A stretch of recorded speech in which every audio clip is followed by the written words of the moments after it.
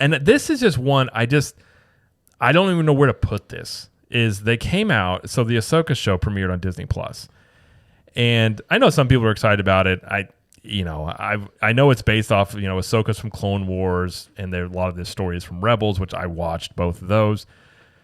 But they came out and said that 14 million households viewed Ahsoka, like the first episode, which is interesting. I only bring this up in the view of these lawsuits, in that Disney has never once released any sort of metrics for any shows before.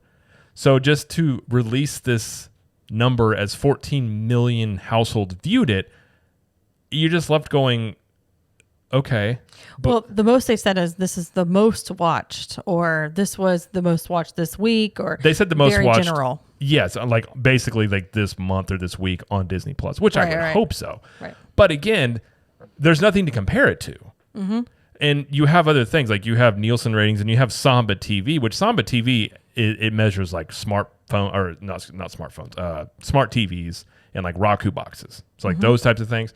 They had came out and said basically the first 6 days, 1.5 or 1.6 million households had viewed it. So those are very differing numbers. Now, again, it's best to compare Samba numbers to Samba numbers, because it's just two different ways to measure it up. But I just don't even know where to put it.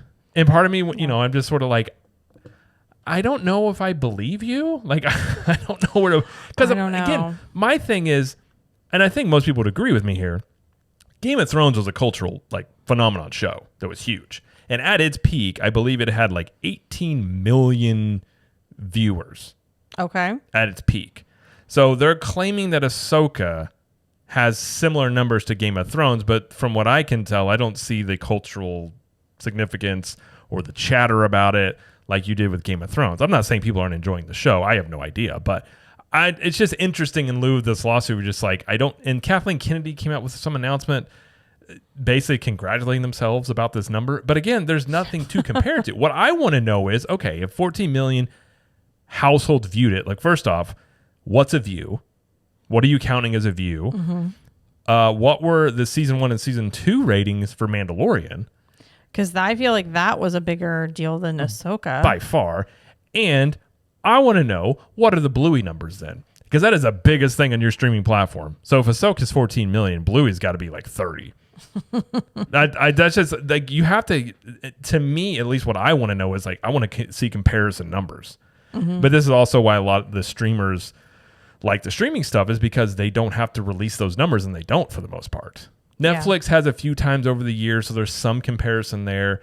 But this is the first time Disney's ever came out and said anything specific about their numbers for a show.